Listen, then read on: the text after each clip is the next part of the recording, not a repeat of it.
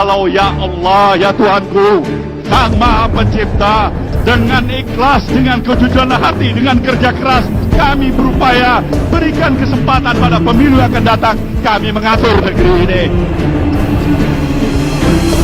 Berikan kesempatan ya Allah untuk mengatur negeri ini, kami janjikan.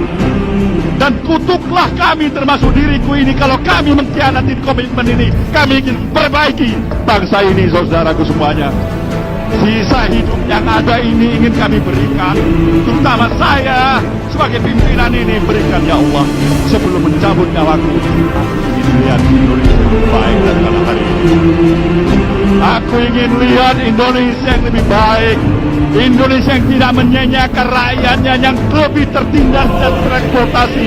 Si kaya menekan si miskin, si pintar membunuh.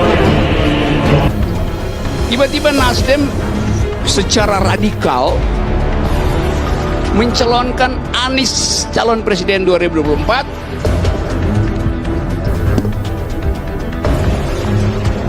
Apa sih? Ini badut kok dipelihara di sini? Mana ada Nasdem mencalonkan Anies? Bismillahirrahmanirrahim. Kami terima dan bersiap untuk menjawab tantangan itu. Anies ketika proses pilkada yang begitu hiruk-pikuk, itu macam-macam, termasuk itu diskriminatif. Buktinya selama dia memimpin tidak ada diskriminasi secuil terhadap minoritas atau kepada suku, tidak ada, atau kepada agama, tidak ada. Justru Anies menunjukkan bahwa dia proporsional, dia adil, ingin punya izin gereja. Itu tidak diwujudkan oleh pemerintahan situ. Oleh Anies semua dikasih izin. Jumlah izin yang dikeluarkan oleh masa pemerintahan 5 tahun masa Anies ini itu sekitar 31 izin untuk pimpinan gereja. Jadi clear, tidak ada diskriminasi. Di satu sisi kepemimpinan selama 5 tahun itu damai, tidak hiruk-pikuk kayak zaman Ahok, setiap hari ada kontroversi. Jadi kalau ada orang mengatakan Anies hanya bisa menata kata-kata yang bagus, faktanya dia bukan hanya bisa menata kata-kata yang bagus, tapi juga bisa menata kota Jakarta yang bagus.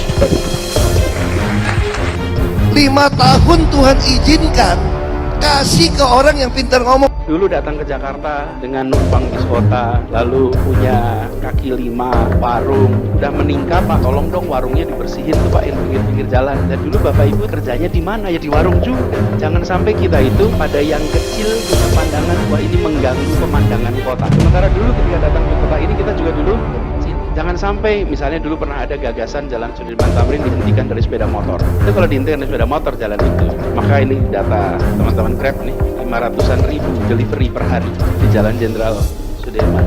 Itu artinya pendapatan dari rumah-rumah ke Jakarta per hari dalam 1 bulan tuh 15 juta tuh orang yang melakukan delivery ke tempat itu. Jadi jangan sampai ketika kita sudah makmur, keadilan itu tidak menjadi bagian dari perhatian kita.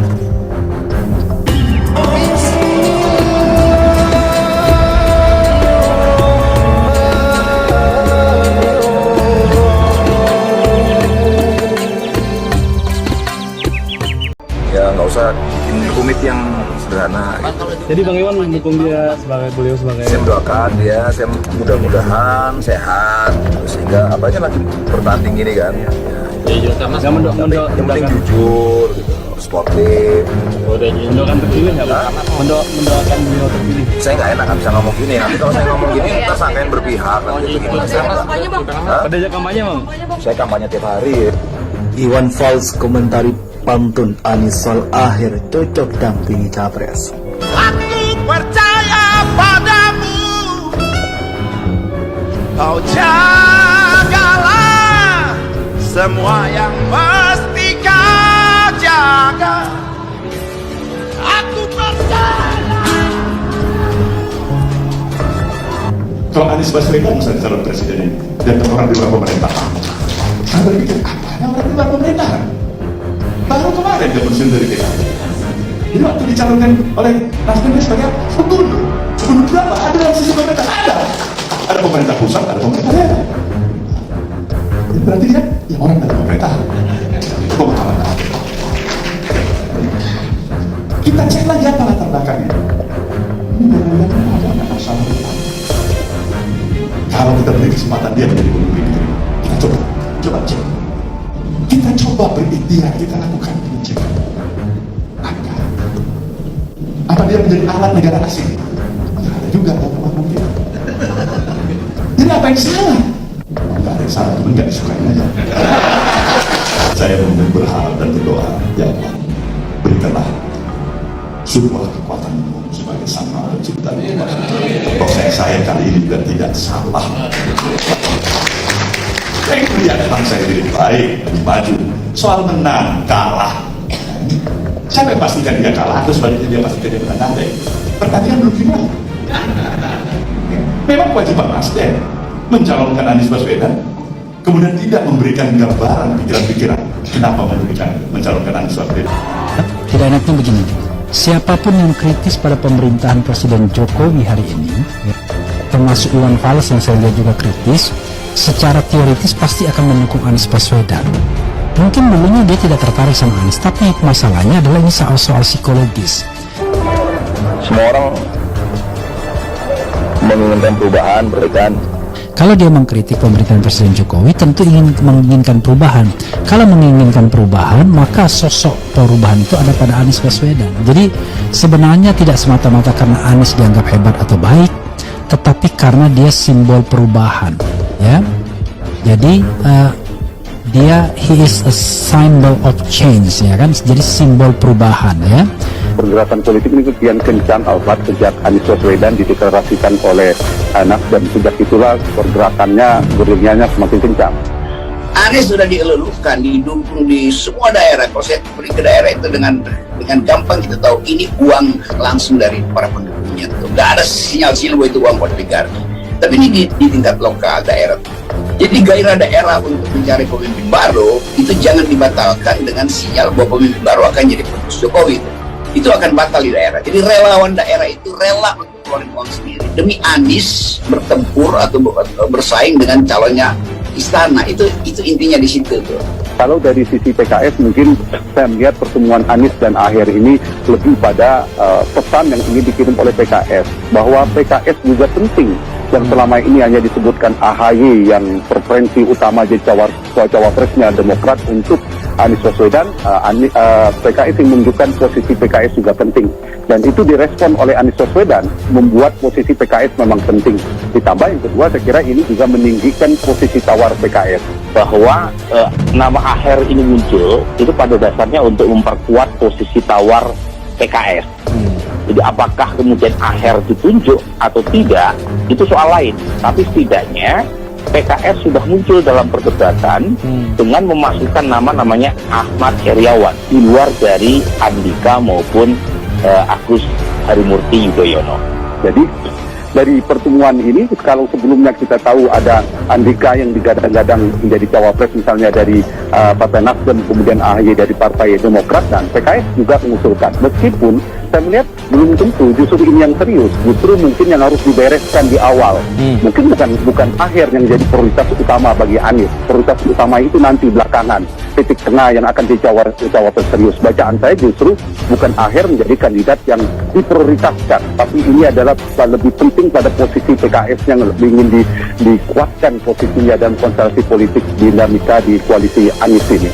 Nah, saya sebut mengapa hanya sekedar menaikkan posisi tawar, karena pertama dari sudut elektabilitas itu Aher sangat rendah. Survei saya itu 0,0 sekian yang memilih Ahmad Heriawan sebagai capres.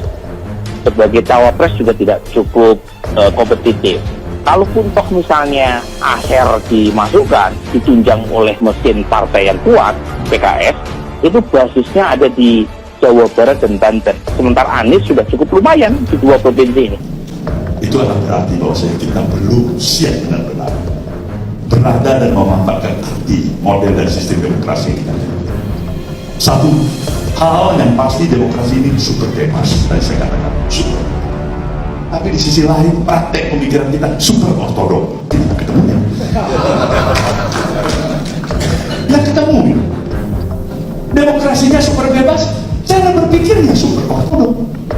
Yang bisa hanya menjudgment. Pakai deh segala cara. Si A mulai dari tidak hanya disebut sebagai bodan. Kalau hanya bodan aja nggak apa-apa itu istilahnya. Tapi nggak ada lagi bahasa yang lebih jelek daripada itu. seluruh kejelekan, seluruh keburukan yang memalukan kita untuk pakai model dan sistem demokrasi kita sendiri. Karena pikiran kita masih super kotor, penuh dengan semangat kebencian, provokasi penghinaan. Itu kita hadapi. Maka untuk rasa perjuangan keadilan, Nasdem ingin coba untuk berpikir, dan tidak hanya berpikir, bisa nggak berbuat sesuatu. Jadi, ada zona kenyamanan yang dimiliki Nasdem ini. Dia bagus, partai bersahabat, partai yang ada dalam pemerintahan. Tapi ada orang di sana yang katakan itu orang luar pemerintahan. Kita cek kenapa itu dia disebut orang koruptor. Tangannya kalau dalam sistem kita kan ada pemerintahan juga. Kalau Anies Baswedan misalnya calon presiden ini dan orang di luar pemerintahan, saya berpikir apa ada orang di luar pemerintahan? Baru kemarin dia pensiun dari DKI. Jadi waktu dicalonkan oleh Nasdem dia sebagai apa? Gubernur. Gubernur berapa? Ada dalam sistem pemerintahan? Ada pemerintah pusat, ada pemerintah daerah. Jadi berarti dia orang dari pemerintahan. Itu pemahaman. Kita cek lagi apa latar belakangnya. Ini jangan-jangan ada nggak masalah utama yang bisa barangkali merusak masa depan bangsa ini. Kalau kita beri kesempatan dia menjadi pemimpin negeri, kita coba cek. Kita coba berikhtiar, kita lakukan pengecekan. Apa dia menjadi alat negara asing? Nggak ada juga dalam pemahaman kita. Jadi apa yang salah? Nggak ada yang salah, cuma nggak disukain aja.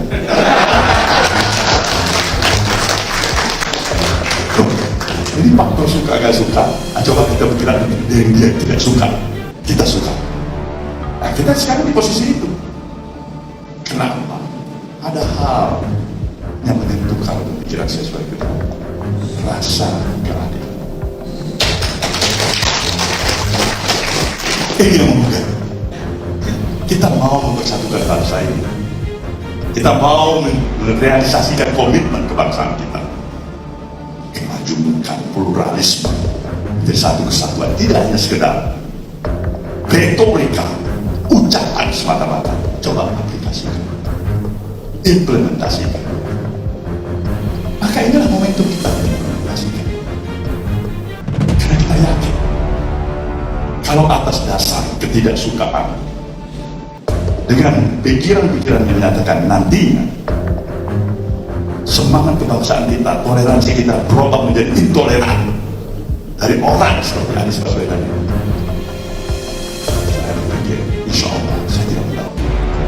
Tapi dari bangun kesadaran yang ada pada diri saya, pengalaman perjalanan hidup saya tidak percaya. Pikiran-pikiran scholarship moderat yang ada pada diri saya itu menjadi suatu referensi saling isi yang baik. Baik Nasdem. Ini satu hal. Tapi kalau dasarnya sudah benci, tidak suka. Kita mau bilang apapun, memang tidak suka. Apa? Bagaimana kita mau paksakan itu orang yang tidak suka? Jadi di internal partai Nasdem ada pikiran, nah ini udah salah loh. Biasanya kita omong betul, tapi kali ini salah.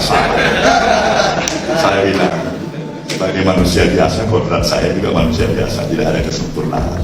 Bisa aja saya salah, tapi saya mau berharap dan berdoa, ya Allah, berikanlah sebuah kekuatan sebagai sama cerita proses saya kali ini juga tidak salah. Saya ingin melihat bangsa ini lebih baik, lebih maju. Soal menang, kalah, siapa yang pastikan dia kalah atau sebaliknya dia pastikan dia menang? Ada ya? Pertandingan belum dimulai. Memang kewajiban Nasdem mencalonkan Anies Baswedan, kemudian tidak memberikan gambaran pikiran-pikiran kenapa mencalonkan Anies Baswedan untuk sesuatu yang bisa berarti bagi kemajuan bangsa ini. Itu Nasdem salah dan kita jelaskan. Maka dari pemahaman saya ini adalah merupakan suatu katakanlah pemikiran yang memang tidak konvensional, tidak linear. Kalau linear sebenarnya jangan Anies. Ini udah itu linear, wajar sekali, terutama Nasdem.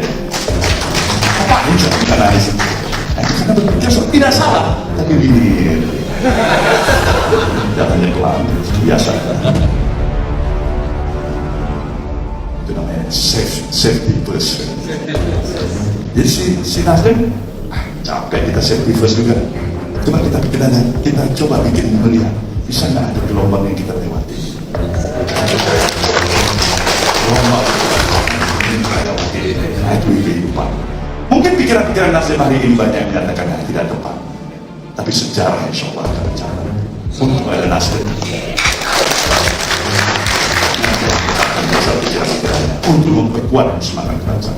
Jadi intinya adalah mencalonkan Anies Baswedan adalah dalam spirit dan semangat memperkuat komitmen kebangsaan.